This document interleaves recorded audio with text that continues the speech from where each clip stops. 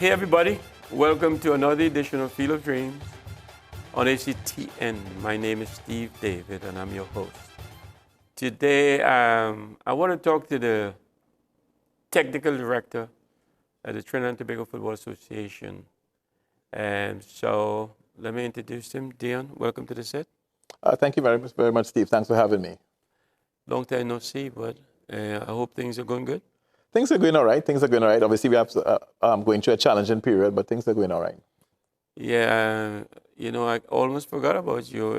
The amount of stuff that's going on with TTFA football now, and with this normalization committee, the absence of the United TTFA, and all of that, you were like a little pebble in all this action.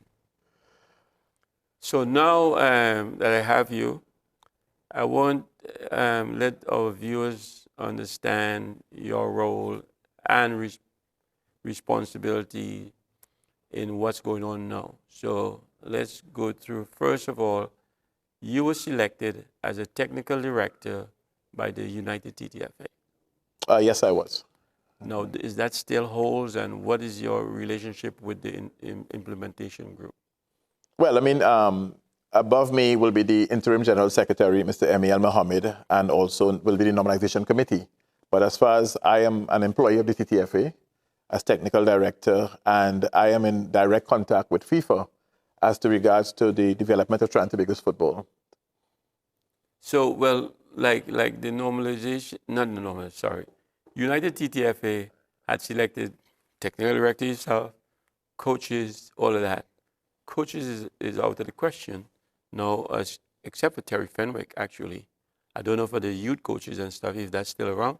Maybe you can shed some light on that. But so the normalization group accept you as a technical director, just as they accept Terry Fenwick as the coach? Or how is that played? Yeah, so obviously Terry will be the senior coach and I would be the technical director. With regards to the national youth coaches, what has happened, there are some coaches who are currently on contract, but the coaches were, their contracts were really up until their tournaments. And their tournaments would have finished at the end of August 2020. But obviously because of COVID, those contracts would have come to an end. The tournaments were pushed back. Some of them were postponed. So now we would, basically those positions will be opened up again, and we probably will, maybe advertise for new positions or use some of the existing guys and just ask them to reapply.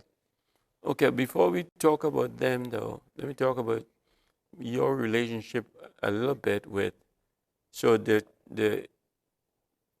group, the normalization committee or group who came in, they accept you as technical director of TTFA. Yes, they have. Yes, they have. So that means you're getting paid. Yes, well, that was a whole issue for a while there. It took us a while to get paid with all the whole court stuff and so, but now things are back more or less on a regular schedule. I always wonder why some people take certain jobs.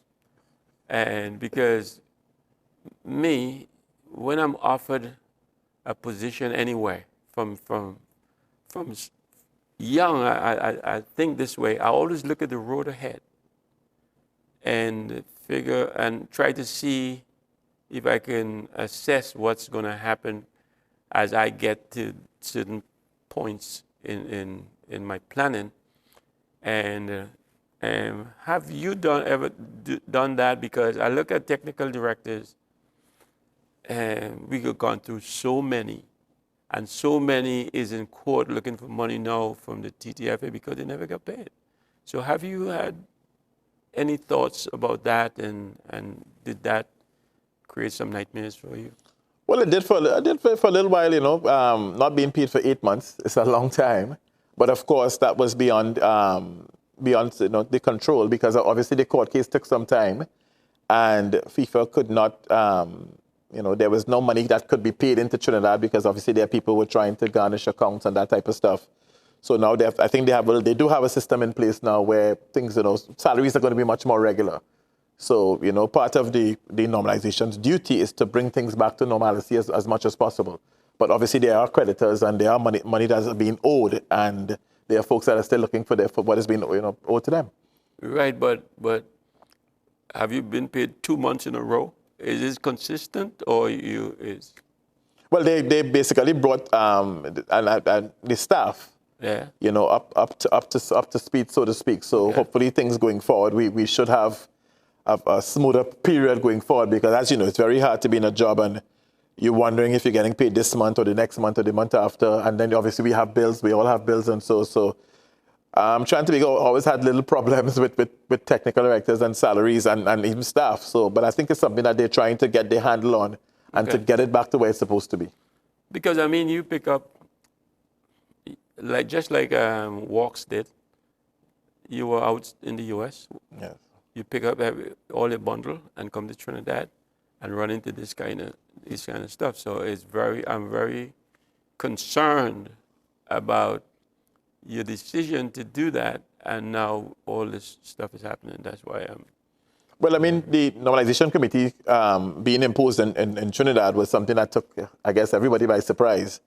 But sometimes you look from afar and you say, like, what's going on in Trinidad? You're reading all the stories, and I honestly felt it was my time to come back home and try to contribute, try to give something back to the country, because you want to help. You want to help. You see how things are done in the U.S., things are done in Europe. You want to come back and give your expertise. You want to come back and help, because when Trinidad made it to the 2006 World Cup, you feel like, you're part of that. Everybody's happy, so you want to give back. We have many, many coaches who are abroad, and even though some of them said they wouldn't come back home, I still talk to quite a bit of them, and they still feel it. They still feel that, we have to, with something about Trinidad, we want to help in any way we can, and maybe we just give advice. Maybe we help players come up with scholarships.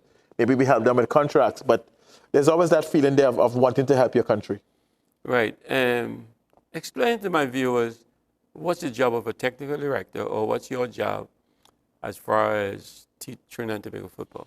Well, a technical director is very different to an on-the-field coach. Right. So as the word says, technical director, you're basically directing and planning all the way from grassroots, what happens at grassroots level, all the way up to the senior teams. So it's a lot of planning. And I can tell you, one of the things that I did recently, and again, this is behind the scenes, but FIFA decided to do, not only to Trinidad, but FIFA decided to do a forensic study of our football in Trinidad and Tobago. And when I mean forensic, really forensic. They picked 13 clubs in Trinidad, basically looking at their youth programs. And so we talked about the leagues, what type of leagues we have, secondary schools, all the different leagues in Trinidad.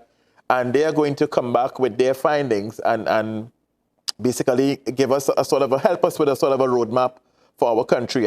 They spoke to people involved in the Pro League, all aspects of Trinidad and Tobago football. FIFA basically got involved. What are you all doing? So this has nothing to do with normalization committee.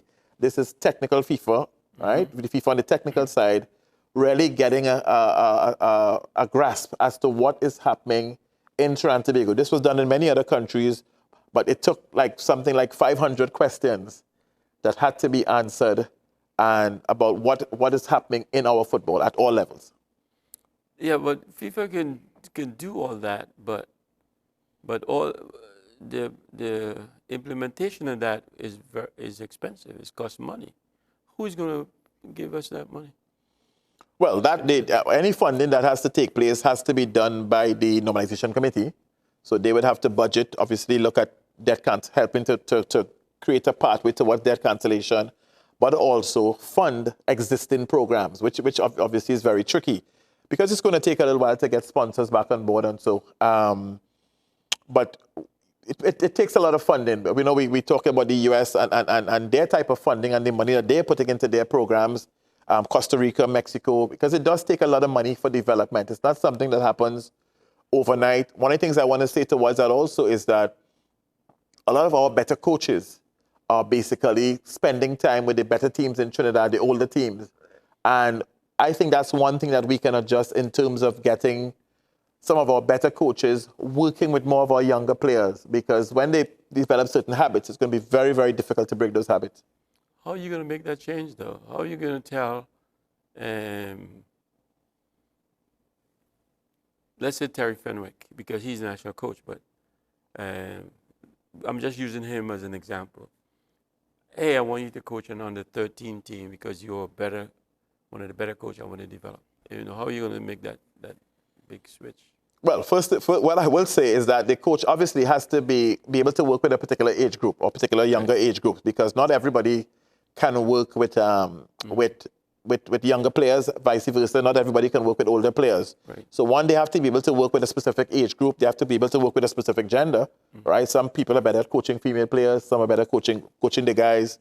So once you have a coach that can do the right job, now it's a question of making it worth their while, right? Making it worth their while, because as you know, nobody wants to coach and for thank you. There are people who, and rightly so, who you will need volunteers at some part of the on the roadmap. You will need people to volunteer, and so, but that's more for the grassroots level, right? But even the person who is volunteering, at the end of the day, they want to know they're getting something back for it. There must be things put in place that these people are valued, and they go through their qualifications and so. But it will take some convincing, because most people want to be the head coach of the national team, and then and some people, ego thing, and some people can accept being the under 13 coach, the under 15 coach. So, that takes a little bit of adjustment, I think. And most guys who are coaches want to coach a pro team, and if not a pro team, but not a school team. You know what I'm saying? Well, I mean, I hear what you're saying, but at the end of the day, if you're an expert at a particular age group, then that's what you're good for. For example, there are people who they work in kindergarten, in our system here in the primary school, teachers who are very, very good at that, and then those who work in the high school, at the college level, and then those who do at university. So you have to find basically your niche and be an expert at it, and be the best you can be, coach you can be. I totally follow that. Now, I know there is not the normal reporting requirements or relationship with you and the national coach. Explain that. Well, and the correct thing is, the national coach really has to answer to the executive, the general secretary, in this case, general secretary interim, and the normalization committee, or the executive, which is now the normalization committee. The relationship with myself as technical director and a national coach is a horizontal relationship. So basically, we have to basically, I can visit and say, and the national coach can say, look, in your planning, in your programming, these are the type of players that I would like to come through, right? These are the players I'm looking for. This is my playing style. This is the philosophy of the country, right? And that's what you more or less work towards, making sure that conveyor belt is feeding the senior team with the type of players that he or she wants, because it also works on the women's side also. So it's one of those things where, one, how long does the national coach have his or her job, and what are the players? What are our tendencies? What are our Caribbean players? What are we good at, right? Because and then which begs the question: are we playing our own style of football, or are we making a style of football based on the players that we have here? So you can look at it both ways. Okay, so let's set the platform. You and Terry Fenwick, who is our national coach, should sit down and discuss the style of football we want to play, and the kind of players we'll be looking for. Because like I always say, if I am going to coach, I want athletes first, and then we can talk about technical ability and stuff. But I want people who has natural ability to run and be active like that, and then the others can come. And some people has naturally everything, but not all. So you and Fenwick would sit down, iron out, this is what we're looking for. What if there's disagreements in your philosophy and his? Who do you go to call the Well, I mean, shot? at the end of the day, if every national coach that comes in will more or less put their slant on it. Right. So there should always be that relationship with a technical director and a national coach. But I like the point, Steve, that you made in terms of we need to have, even from a physiological point of view, what are we doing with the players? Because I like to say, if you're not where you're supposed to be, you can't do what you're supposed to do. We looked at the game on Sunday, and our players looked a little bit, last Sunday, our players looked like they weren't fit. And so we got to be doing the right things with them from the younger ages, right? And we have exercise scientists in Trinidad that can help. Also, that costs money. That can do the right physiological things with the players, because it's one thing having the techniques, it's one thing understanding the tactics. If you're not mentally ready and you don't have the physical preparation, then you could only last for a certain period of the game. And of course, when your fitness goes, concentration goes. When concentration goes, you start making lots of mistakes. So we have to start looking at all aspects of the game and doing the right things from a young age. Not just saying, well, when they get to the higher level, they'll get the best training. So it does take a lot of money, a lot of planning. Okay, so now that we know you and Fenwick has to be on the same plateau, talking to each other, trying to develop from ground up. Have that happened, and when is that going to happen? Well, I have actually gone to a couple of the senior team practices, and I've joined in and made myself available to help in any way that I can. So we have had some discussions, and so it's very tough for the national coach, because at the end of the day, he's in a more result-oriented position. It's about results at that level, right? I am more on the development side of it. So it's a little bit different, because I'm not under pressure to produce and make sure to win. Because as we talked about the last time I was on the program, you have to learn how to play, learn how to compete, and then learn how to win. Right. I am more on the development side of things. He has to. That's the position of a national coach. People are gonna look for results. You're gonna be judged on the players that you pick and all that type of stuff. So it's his situation is more result oriented. Like, let's say I was the coach of the national team, and we had that relationship. I would use you as a person who can go around and see talent and help me, and make suggestions. You think that is going to happen, or is that happening? Well, I wouldn't say it's happening, but in terms of a working relationship, yes, the technical director can help in there. But really and truly, a national coach will have a system in place in terms of scouting, right? So in terms of scouting, not only in Trinidad, but also scouting players abroad. And so a national coach will have that system in place. And how is he going to find players who are eligible to play for Trinidad from Europe, from South America, from North America? But in terms of helping, I have no problem helping at all. But I don't see the coach really asking me to do the scouting for him. He has to have a relationship, and I believe he has a relationship with the pro league coaches, the guys from the Super League coaches. So he will have that relationship with those coaches. Okay, we have to take a break, but when we come back, this is what I want you to think about. I want you to think about if you guys sit down and plan the type of players you want, how you want to play, and then if you have that in mind to develop these kind of players or these kind of people to make all this happen, right? Viewers will be right back after this short break. I think, as I said, you don't want to tell a coaching school they cannot operate, right? So whether it's in Point Fortin, whether it's in Tobago, whether it's in the Port of Spain area or the East or Far East, you want to make sure that all the schools are having qualified coaches. So I am sure some of the coaching schools will have already qualified people. The ones who are not qualified, the ones who are qualified, you want to keep improving them. The ones who are not qualified, you want to get them qualified. Well, then there must be some magic clue inside these gentle walls. 'Cause all I see is a tower of dreams, real love bursting out of every scene. As days go by, it's the bigger love of the family.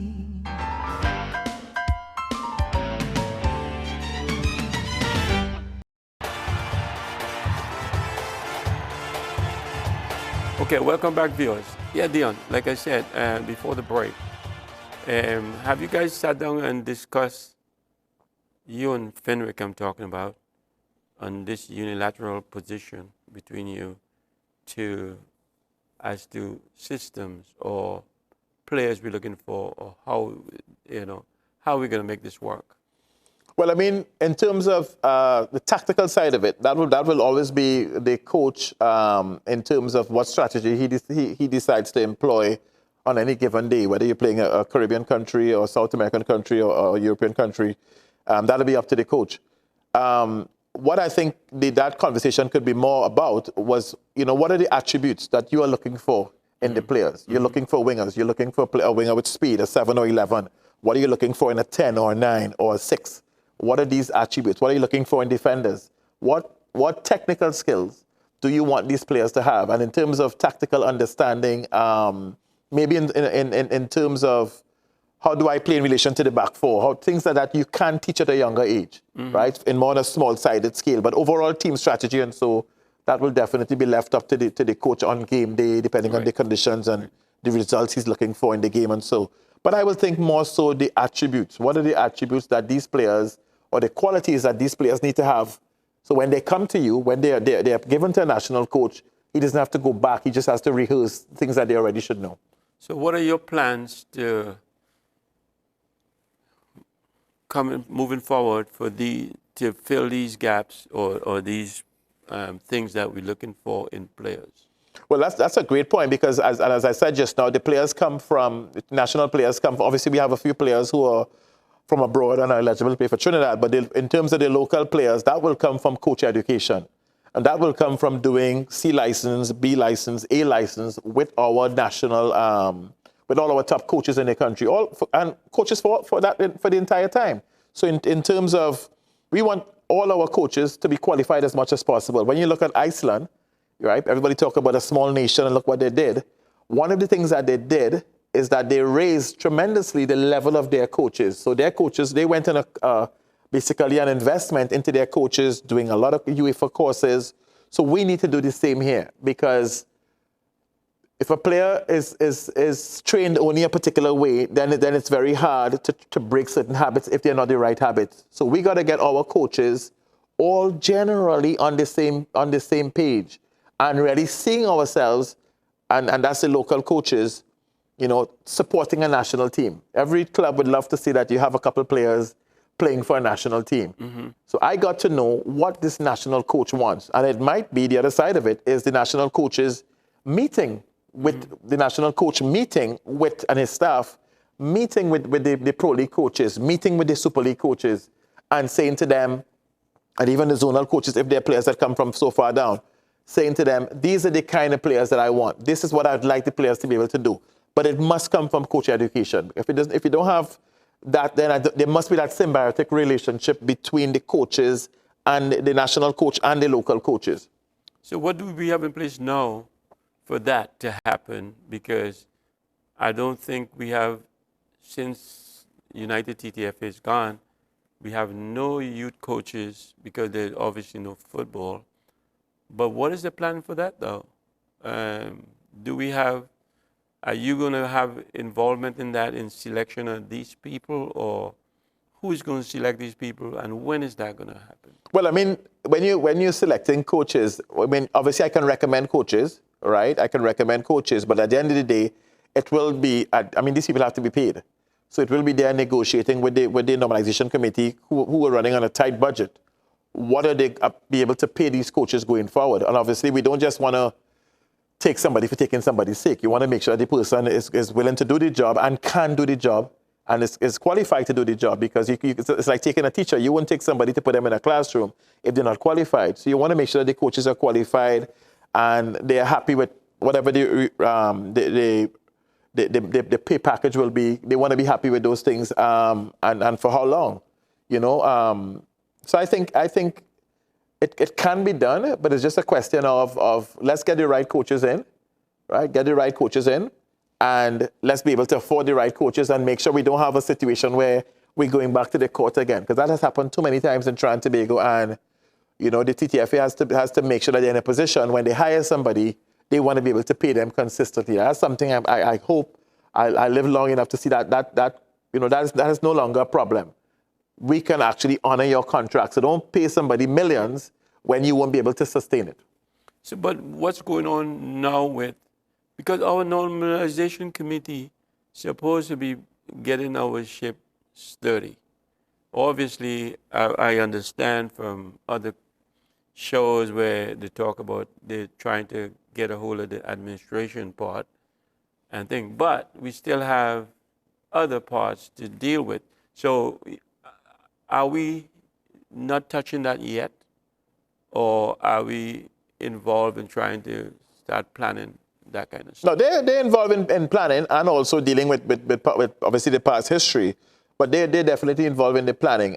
It's a tough position, I guess, for the normalization committee to be in, because they have to keep football up and running. And obviously, when the COVID, when the restrictions are relaxed much more, we have to think about going forward.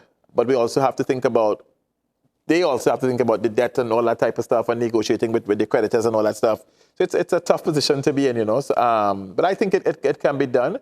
Obviously, the creditors know that the TTFA doesn't have 20 million, millions of dollars sitting down in a bank just ready to pay out. But they have to come to some sort of understanding where, can we bring this back to some sort of relationship where, and reduce the debt. Because if we keep adding the debt, we're just kicking the can down for somebody else later down the road. Okay, so let me ask some of the things that do you have plans for, or what are your plans for development from the baby to the national team? Well, I just talked about one, we're going to do we have grassroots. So we're going to think about the grassroots. There are many coaching schools in Trinidad and Tobago, over 150 coaching academies, coaching clubs, or coaching schools as they call themselves. You're going to go through them? Yes. So we're going to try to bring everybody together on the same page, right? Because, and try to get in terms of compliance, try and get the coaching schools and academies and so to have a certain level of how should I say it, in terms of the level of coaching. So for example, you can't have somebody in your academy who's not qualified to coach. All these things have to take place to streamline, to make sure we're doing things the right way, because if somebody is just off in some corner doing their own thing, then we will never really get it together. So everything should come under, and we want to make sure everybody's qualified, right? So a minimum level of qualifications, and you have to keep renewing your license. And so in other words, I would like to say at some point in time, we can implement a system where coaching schools and academies are sanctioned by the TTFA. So it's not just somebody saying, I just want to go and open a coaching school, which there are a lot of those things happening, but you don't want to run those guys. You just want to say, look, we're going to give you a certain period of time to get yourself qualified and to get your coaches qualified, and also provide the courses, right? Provide the coaching courses so that they have a way of getting themselves more streamlined. So let's say Field of Dreams has an academy. I can call on Dion and say, hey, can I get some certification courses done in Point Fortin or wherever I am, so I can get my coaches up to scratch and so on? Yes, definitely, because I think, as I said, you don't want to tell a coaching school they cannot operate, right? So whether it's in Point Fortin, whether it's in Tobago, whether it's in the Port of Spain area or the East or Far East, you want to make sure that all the schools are having qualified coaches. So I am sure some of the coaching schools will have already qualified people. The ones who are not qualified, the ones who are qualified, you want to keep improving them. The ones who are not qualified, you want to get them qualified. So there will be lots of different coaching courses being put on by the Trinidad and Tobago Football Association, and to get coaches on board, and to get coaches on board and make sure that we're doing the right things. Make sure that, I know it's a little difficult sometimes for coaches, but making sure that an academy has a curriculum, your Bible, so to speak. What are you teaching from? Where do you want to see your players in a year, 2 years time? A young kid comes to me at 6 years old. Where are they going to be at 8 years old? What am I going to go through with these players? These things are very, very, very important, because if we don't do these things right, it's very hit and miss. Very, very hit and miss if we don't get the scientific part of it correctly. But what is the affiliation, though? Because I know that you had the best. That's my word. The best coaching school we ever had. So you had, and you had people, good sponsorship and everything else, and you had all the equipment and doing a great job. But around Trinidad, every Tom, Dick, and Harry who has 5 kids has an academy. And how do we get affiliated, and what is the academies that maybe FIFA or TTFA is going to help, or who they might not even listen to? You know, how it's going to work. I want to know how that, because for the academies out there, they might be saying, hey, I might need some of my coaches, I might need to certify some of the people that I have in the academy, but how do I do that? Right, so they will be able to contact the Trinity Football Association, and there is a demand. The fact is there is a huge demand for coaches, you know, wanting to improve themselves. And actually some of these courses, we will have to start it online. You know, starting doing some of the courses online, and then eventually, you know, take it to the field to do some practical and so. But if we don't do that, Steve, then you have a problem of you know, because you talk about the, and I was not the, I wouldn't say myself the best coach in school. I was just one of the schools that we try to do things the right way. It's a question of getting sponsors on board, because they will need equipment. They would need, you know, they know how do I take a player from point A to point B to C to D all the way down. That needs to be taught, because some guys, as they say, they might have played the game and they say, look, I'm just going to teach these kids that stuff. I think that has to stop. That has to stop. So it's a question of can we even get the Ministry of Education involved? Because, you know, in some of the schools with primary school football, it's the PE teachers who are doing the coaching. Can we get the PE teachers a minimum level of qualification? Because they do have a huge say into what happens with young players, because there's a primary school league. So can we get the primary school league? Can we get the secondary school league? Everybody more or less on the same page. And I think this is one of the things that FIFA and my many discussions with them, they were looking at in terms of doing the forensic audit. You know, you guys have stuff going on, but everything, it does not work towards something. In other words, what is your strategic plan as an association? Because that's one of the questions that they kept asking me. What is your strategic plan, you know, as a football association? So we need to have a strategic plan moving forward, and a plan of development, and it has to encompass everybody. And that's what I'm trying to get to come out of your mouth. And you're telling me what we should do, but I want to know what we plan to do as a country. TTFA, do we have that plan in place yet? Yes, we have some of the plans in place. Rome wasn't built in a day, because it will take, as you know, Steve, it's going to take some convincing some of the existing organizations that we might need to change our approach. So, for example, the secondary schools league, I would like to see the league to be longer, because playing football for 2-3 months, again, may not be the right thing to do, right? The pro league, youth league runs for a period of time. That's only for a small amount of players. You know, the zones, you know, we talk about the zones, which are very instrumental. All these different zones, they have leagues, and so they even have, some of the zones have academies. Can we, and I'm saying that lots of discussions have to happen, because the will also has to be there that we need to change. You know, we could all sit down and criticize a national team, but at the end of the day, in my part of the world, am I doing what is right? So the question is, can we get people to buy into, you know, let's try and do the right things. And that takes some doing. It's not easy, you know, to convince everybody that they know we need to change, but to say, look, you're doing the wrong thing. Now we're telling you what's the right thing to do. And we start working towards tailoring your program and eventually getting everybody on stream. That takes time to get everybody to buy into philosophy. All right. And once you have the philosophy and people buy into the philosophy, now we work on what's the methodology to start producing players. Development takes time, and not just development for academies and it's development for the country and development of your coaches and so, but everybody has to want to change. What if somebody says, I have a coaching school, my parents like my coaches, and I'm not changing, and my guys don't have to get qualified? So that's why I talk about the compliance part of it.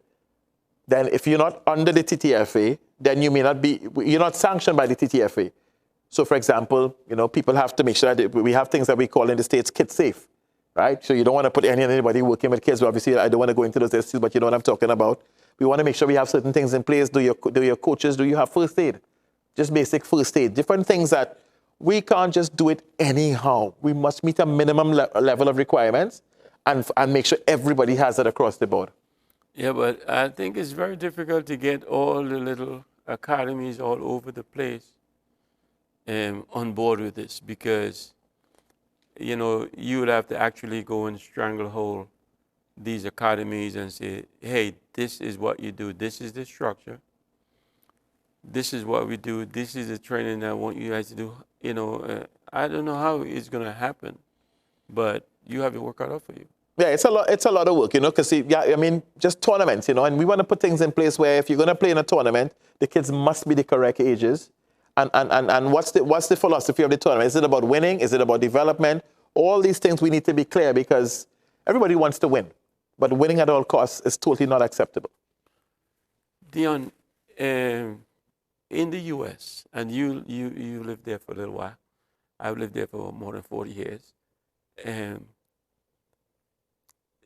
On the weekend or public holidays, every kid is out of their house with a soccer ball on the field, playing some kind of tournament and something going on.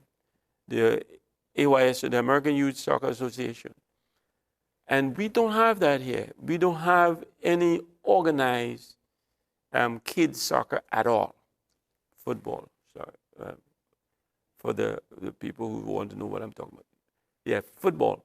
So we don't have that. So, and I've always said, and I said that to the Veterans Association, let's run that because we have nobody in Trinidad running something like the AYSO that we know outside.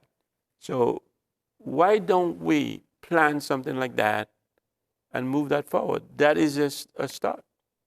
And I totally agree in terms of having a league, you know, a league where, let's say, minimum 8 months of the year, so the parents can look forward. It's not that it's about winning, but it's about getting, you know, representing your team. And then from there, as they start doing these proper leagues, it's easier for a national coach or scouts to go and find players and so, but it has to be, and I like what you're saying, an overall program for 8 months and different age groups and maybe a tier system. That's very, very, very important. And that's something actually I'm looking into as well. And I told the veterans that let's do it in the counties. You have 8 counties in Trinidad. So let's do St. Patrick, Victoria, Togo, whatever, all the counties. So we have it played throughout the country because in the States, every state has this going on. So, and this is how our football is going to develop. And so I want you to think about that because I really want to see that happen.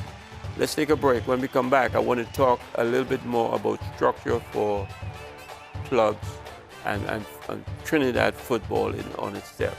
Viewers will be right back after the short break. I look at 2 Sundays ago as a sort of a, and I heard some of your panelists on the couple programs you had before, it's a wake-up call for us. It's a wake-up call for us because they say the height of lunacy is doing the same thing over and over and expecting different results.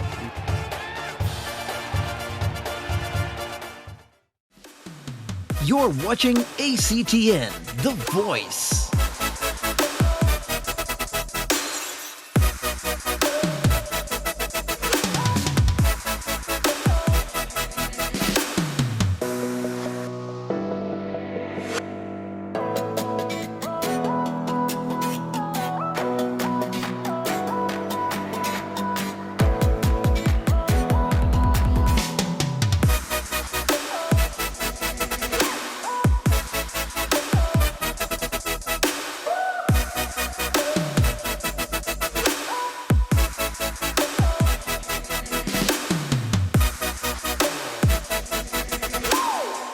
Connect with ACTN The Voice on Facebook or Instagram at ACTN The Voice.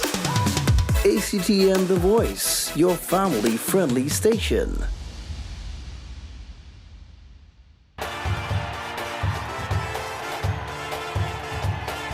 Okay, welcome back, viewers. Yes, Dion. So like I was saying, it would be nice to see a TTFA youth program throughout this country. And somewhere to start, just like we used to have secondary school football back in the day that we don't even have anymore. So that's where I remember in secondary school, everybody that I played with, against, and with when we become adults, was all in the secondary schools league. And we had a strong one in Point Fortin, a strong primary school league. But we don't have that now. So I think plans for that we should think about plans for that. Yeah, most certainly, and it should really come from the TTFA really and truly should be running the competitions. Right. Right. I know a lot of times they have done some competitions, but they have more or less given the competitions out to different people. But it's something that should really come back to the TTFA. And I know that's one of the things that we have been talking about in terms, I know I mentioned it before, but in terms of how are things being done and what needs to be done. Right. Let me throw out another one at you. Again, for structure. Again, back in the day, we were trying to reinvent the wheel, and we have football playing now one location, or everybody has to come into Port of Spain or Central or wherever and play football. When back in the day we had SFL, PUSFL, NFL, all kind of FLs, and the whole country were playing football. And then 3 times a year we'd have something called North-South, where the country will divide the North and the South, and we select teams that play to select our national team. But before the North-South, we had league football. SFL, play against SFA, play against POSFL, play against NFL. Why can't we not have that? We have more footballers, and more teams playing, and more people involvement, and more everything. Why can't we not make that happen? Yeah, and you're very correct, Steve, because the wider your base is and the more kids you get playing, and of course, football competes with other sports, right? And so in terms of, if we're not providing the opportunity for the players to play, they're going to play another sport, maybe not play sport altogether. And then you're talking about a healthy lifestyle and just running around and being healthy, which is, there's so many different benefits to having a league where it's not just about winning, but it's just about, more about, you want to win and there might be a prize or whatever, but it's about participating. Because from that, then you start taking your better players and putting them into the zones that you just talked about. And then from there, you're going to start getting your national players. But you need to have a very, very wide base. And we are competing with other sports. So I said all that to say, they still has the Southern League, but they call it the Southern League. But so what are the chances of us going back to that? Is there any chance for us to get back in there, or you don't see that happening? That's a great question. The chances are there. It's just like, again, is to get to meet, and I'm meeting with the zones in a little bit, to meet with the zones and talking to them and restructuring what they have been doing, or if they have been doing the right things, and because the zones know themselves, they know the communities from where they get the players and where they get the leagues running and where the teams come from. If it's something that is actually working, then I don't think we should change it. But in some of the zones in some of the areas where there's no league or anything provided, then you have to look at, because you're right, some people are not going to travel, for an hour, 2 hours to play a league every week. You might do that on the odd occasion. Mm-hmm. But, obviously the more committed ones will do it. But that is something we should look at it. And just getting kids out there playing and having fun and enjoying the game and enjoying the game in that way and developing as they're going along. But for that to happen, though, because I know SFL, I had a couple of them on the set here, and they said they don't get funding and they don't get help. And, but, okay, we have the normalization committee in. If we can put this structure and say we need some funding for these things to happen, FIFA is asking you or us to put together a planning for academies and stuff. They put together a plan like that for them. Because you need to get the funding, right? You need to get the funding. Transportation, just getting sometimes some of the backgrounds. Unfortunately, some of the kids, they need to get a little meal when they come, something to drink, rehydration. To have a medical person on board. It does take money, and I think one of the problems here is that we sometimes, obviously companies think twice to put money, let me say it nicely, they think twice to put money involved in sport here. And they would come to the stadium and obviously want to sponsor that level because it's more visible. But I think some companies should also have a vision for development. And that is more long term, not just looking for a quick fix and not getting, just seeing your name. Obviously they want to, it's part of brand awareness, so they want to see their brand out there and that's actually, it's a great way of growing your brand. So I'll give you an example. If you have a bank and the name of the bank is, I don't want to call any particular bank, but the kids will grow up knowing the name of that bank. And if you have a drink that is good for kids, the kids will grow up knowing the name of that drink. So you can actually get those kids sort of more or less in tune with your brand. But we need more people coming forward and making that type of investment. Government could help. You talk about the normalization committee, but it has to be a program where everybody wants to get involved. Because Steve, as you know, in the States, a lot of companies in their communities come and get involved, right? Yes, there are subscriptions that players pay. They talk about pay to play, but from the club that I was at, the clubs that I were in, we had a lot of sponsorship. But people saw the benefit of sponsoring the youth and getting it running and running in the right way. If you're talking about leagues, you're talking about referees. You're talking about people coming. There are some things that can be done voluntary. Some things you have to pay, not to say pay $1 million, but get people involved and they're getting something for their time that they're putting in. But from your position as technical director, could you make these recommendations though? And could you, and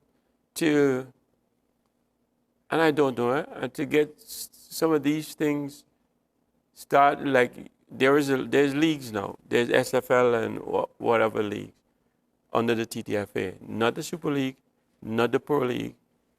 These are the leagues. Can we re-energize those or put some wood in the fire to make them flare up a little bit and make it happen? And I think, and you're correct, the time is right. The time is right. I look at 2 Sundays ago as a sort of and I heard some of your panelists on the couple programs you had before. It's a wake-up call for us. Mm-hmm. It's a wake-up call for us because they say the height of lunacy is doing the same thing over and over and expecting different results, right? We know that we have the potential not to necessarily, always qualify for a World Cup because obviously we are limited to 3.5 spots. But to be up and amongst the running, and being able to compete and look like we belong in a particular, at the CONCACAF level, it will take that commitment, not only from myself, obviously I'm committed to what I'm doing, but from all the stakeholders. Because it's easy to pile the blame. It's easy to pile the blame on why don't you do it and why don't you do it. You were talking about, you had a couple of your friends get together and they like the plan, but to actually come out and do the work. Right. You got to be willing to actually come out and do the work and know that it takes some time. It's not going to happen overnight, right? We have this World Cup here, but let's start thinking about the next World Cup, the World Cup after that. Part of qualifying for World Cups, part of the development is qualifying for under-17 World Cup, qualifying for the under-20, qualifying for the Olympics. That's part of your development. So when our players don't get that type of experience, it's really, really tough coming up against these top young players in CONCACAF who, at Mexico, even USA, some of the guys, 16, 17, 18, already pros or attached to pro league teams, attached to top academies. So the under-15 tournament, which I think is wise what CONCACAF did, they started to give teams exposure at that level. We need to make sure when we go there, we are putting our good forward and we have teams that compete. So now we're talking about what are we doing with our elite programs? What is happening at the under-13 level, at the U11 level? What's happening there? So when we get to under-15, our players are used to that type of competition. We got to spend money for our players to go good. How many? I remember our under-15 tournament that we had here that we didn't do too well in, Trinidad didn't do too well in. Listening to the coach from Venezuela, they are taking their zonal teams to different parts of the world. So look at the kind of money that they invested in their teams. They brought a zonal team here, not the full national team. They took zonal teams, different parts of the world, and when they go down to play in CONMEBOL in Brazil, they now bring together national teams. So look at the exposure that the kids are getting, because we must have that exposure. So tell us some of your plans then, or do you want to share with us, share with the viewers, that we can look forward to? Well, as I say, I'm in the near future. I'm waiting on FIFA to give me a report. All right, they will present a report to myself, to Mr. Haddad, onto what they think we should be doing. And I know there are already talks of restructuring the Pro League, the Super League, restructuring all these different leagues in Trinidad, even coming down to the youth. So we have some things to look forward to. We also have to look at the development side, the coaching courses, the grassroots programs. So there are things that are happening. I know, you know, the society that we are, we want things to happen overnight and we want somebody to have a magic wand. That is never going to happen. That is never going to happen. It's not an overnight success, right? Development does take time. It does take time. So we have to and I agree with you. Once people see things are happening and seeing a plan, and a plan can always be tweaked, revisited, and making adjustment to our country, including Tobago. We can't forget Tobago because some of your top players, as we know, come from Tobago. We got to make sure that everybody's on board. But what's our plans for football this year? We have any at all? From where you sit, do you know if we have any plans for starting football at all? Yes, we do have plans. We do have plans and that's why actually I can share this bit. Sure. There is a committee that is meeting right now, with regards to our leagues going forward, right? To restructuring the leagues going forward, so that when we do get permission from the government to actually go out and start, we can actually attend the field. We already have some plans in place and looking forward, and we are going to be getting some help from UEFA, some help from FIFA, and FIFA. I mean, one of the things that they said to me, they obviously know that we are a country with a lot of potential, so they are also going to come and help us implement those plans, because we want to start doing it right. It's too much a hit and miss, and every technical director comes in, has different plans, and every executive has a different focus. But the rules are normalization for 2 years, the executive for 4 years, but the plan should be continuous. So somebody should come in and just have to follow up and maybe a change, but not change too much. Right? I think that has been one of the problems where the focus has been. Can we put the focus on the right things? And for example, if a school changes the principal, they're still going to teach math. They're still going to teach English. They shouldn't be changing the entire curriculum. So that's something that we want to put in place that, anybody else could come and follow. I don't know if you feel this way, but I feel like we watch grass grow here. It takes so long to get things going. And it's like, okay, we have a meeting here. We will talk about something that we need to do. Nobody is assigned assigned to do it, or nobody is assigned, get a date. This is when I need it back. Everybody get up and leave, and then we come back to the next meeting, and we right where we left off. Well, that's what I told you, and I talked about a little bit about a strategic plan, because with a strategic plan, right, which can be, sometimes it can be 4 to 7, 8 years, so your strategic plan, you will have what? You'll have goals and you'll have objectives, and then you have an action plan, all right? If you don't have something in writing, then it makes it a little bit difficult to know, why am I doing a primary school league? What is that for? Everything that you do is supposed to lead up to your strategic plan. It's supposed to work towards your strategic plan.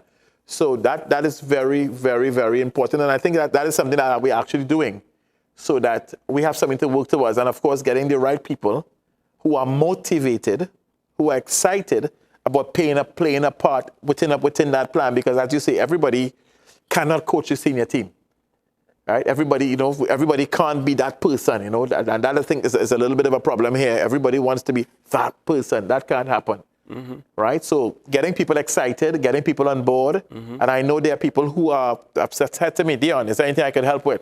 Right, but you also have to have the qualifications or the know-how for that particular specific job, that specific task. All right, but it's getting people on board and wanting to all hands on deck, so to speak, and that's very important. Give us a peek view on our long-term plans. What, 8 years, 10 years, or what do we have set up, or we're trying to set up in planning? Right. So what if you're talking about long term, you're going to have long term, a long term plan, medium term, in the short term, right? So long term, we obviously, as I kind of alluded to just now, what you want to be able to do is put a plan in place that as I said before, the executives will change, or they may go for another Yeah, but period. what do we have now in place, or what are we planning to put in place for? I'm saying I hear you on the long-term plans and everything, but do we have anything now, today, that we say, well, we're working right now on an 8-year plan or a 4-year plan? Yes, and that again, that's the point I made just now. In terms of FIFA, I'm working along with FIFA of developing this plan for the country. So it's an ongoing basis. I myself am doing some training with FIFA, right? In terms of where they would like to see me at, because obviously I will have to do some of the courses. Right? There are people here qualified to teach courses, but the more people we have being able to teach, because when you get an influx of coaches who are willing to work with players, you got to have courses all the way through. Right. So there are things that are being done. Right, are being done and being put in place so that we will have a long-term plan, a long-term strategic plan that when we do hit the ground running, so to speak, that it's not just like, oh, well, nothing is happening. And obviously we're looking for funding for these plans as well. Okay, Dion, I hope for the country's sake that all these things work, man, because, you know, we sit and we plan and we plan and we plan, and then another regime come in and they plan and they plan and they plan. That's the reason why I had liked the United TTFA. They came in, they started making things happen, and then they got kicked out. And for once I was optimistic about, hey, something is going to happen. So, you know, we have to wait and see. Hey, I want to thank you for being here, bud.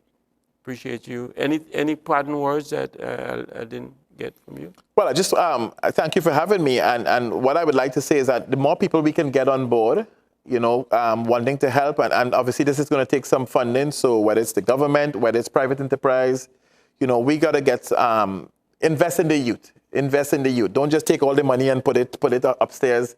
They need money to help develop the youth, because that's the only way it's going to work. Okay, I wish you good luck, and thank you for being here. Thank you very much. Appreciate you. Appreciate it. ACTN, thanks for the opportunity. Viewers, thank you for tuning in every Monday night. We do repeat on a Tuesday at 1 and a Saturday at 1. And we have a Facebook page. You can check us out. We have an email address, feeladreampt@gmail.com. You can drop us a line. This show has ended. Go in peace. My name is Steve David. Good night.